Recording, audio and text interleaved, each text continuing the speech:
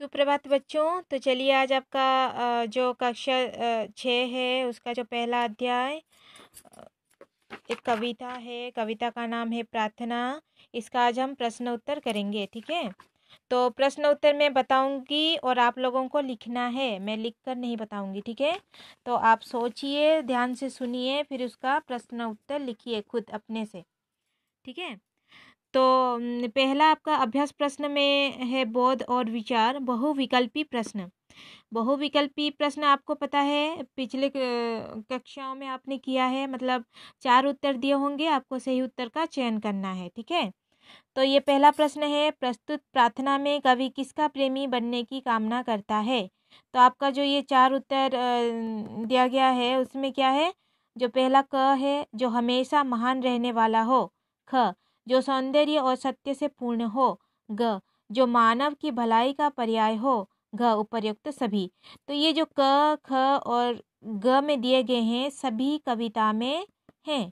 तो हमने चुना घ का उत्तर, उपर्युक्त सभी। उपरोक्त सभी।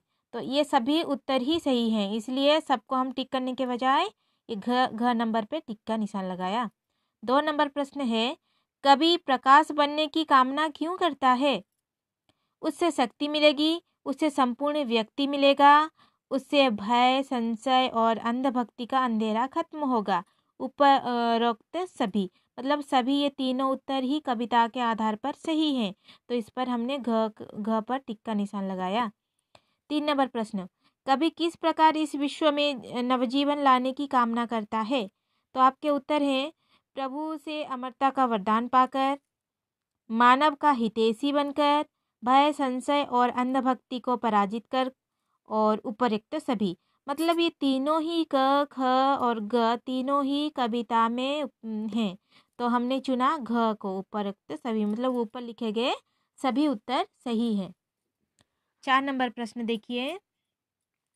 प्रश्न है, प्रस्तुत प्रार्थना में चिर महान का आशय है, उसका अर्थ क्या है। ठीक है, अर्थ लिखना है। आशय मतलब अर्थ लिखना है। जो सदैव महान हो, जो एक बार महान बन गया हो, जो महान बनने वाला हो, या जिसमें महान बनने की क्षमता हो। तो हमारा उत्तर है जो सदैव महान हो। आशय मतलब अर्थ। तो प्रस्तुत प्रार्थना में चिर महान का अर्थ है जो सदैव महान हो। तो हमने क पर टिक का निशान लगाया। 5 नंबर, प्रस्तुत प्रार्थना में अखिल व्यक्ति से आप क्या समझते हैं। तो अखिल व्यक्ति, यहाँ पे व्यक्ति लिखा है, देखिए, ठीक है। अखिल का अर्थ है सब, सारे, संपूर्ण। व्यक्ति मतलब मनुष्य, ठीक है। तो इसमें ईश्वर का ऑप्शन है, ये गलत नहीं होगा। ख, जिसमें मनुष्यता के सभी गुण हो। ग में है जो संपूर्ण हो। उपयुक्त सभी, तो उपयुक्त सभी नहीं हो सकता क्योंकि इसमें ईश्वर भी है, ठीक है। तो हमने चुना ख वाले उत्तर को, जिसमें लिखा है कि जिसमें मनुष्यता के सभी गुण हो।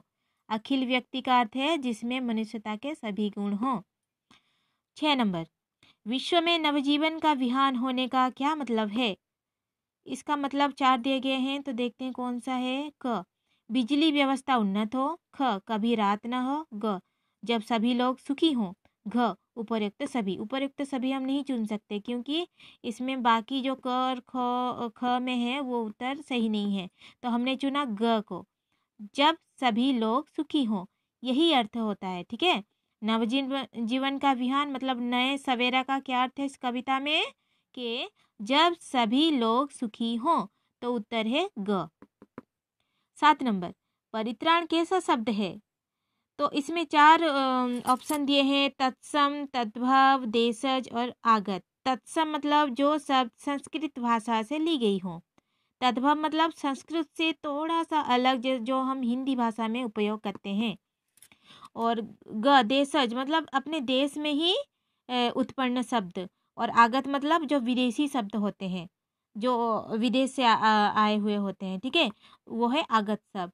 तो ये परित्राण शब्द है संस्कृत भाषा से सीधा, जो शब्द संस्कृत में है वही सब लिया गया है।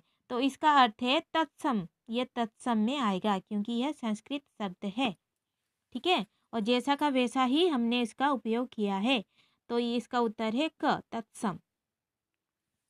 अब देखिए बच्चों, आपको जो फाइल मिली है उसमें पेपर है, उसमें आप ये जो बहुविकल्पी प्रश्न उत्तर लिखिए, प्रश्न लिखिए, उसके साथ सही उत्तर सिर्फ नंबर दे के लिखिए, जैसे कि घ ऊपर एक तो सभी ये से, तो सही उत्तर को लिखना है प्रश्न के साथ, ठीक है। और अभी देखते हैं लघु उत्तरीय प्रश्न। लघु मतलब आपके उत्तर एक या दो वाक्य में संपूर्ण होंगे, ठीक है। तो पहला प्रश्न है, प्रार्थना कविता के रचयिता कौन है? तो इसके कवि के नाम, कवि का नाम यहाँ पर है, कवयित्री हैं ये सुमित्रानंद पंत। तो कवयित्री का नाम है सुमित्रानंद पंत है, ठीक है। तो दूसरा प्रश्न है, प्रार्थना कविता के आधार पर बताइए कवि किसका प्रेमी बनना चाहता है?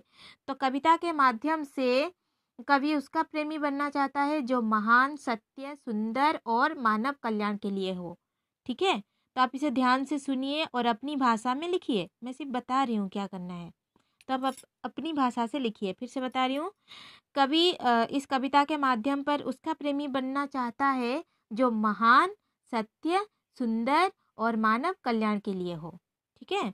अभी 3 नंबर प्रश्न, प्रार्थना कविता के आधार पर बताइए कवि कैसा प्रकाश बनने की कामना करता है?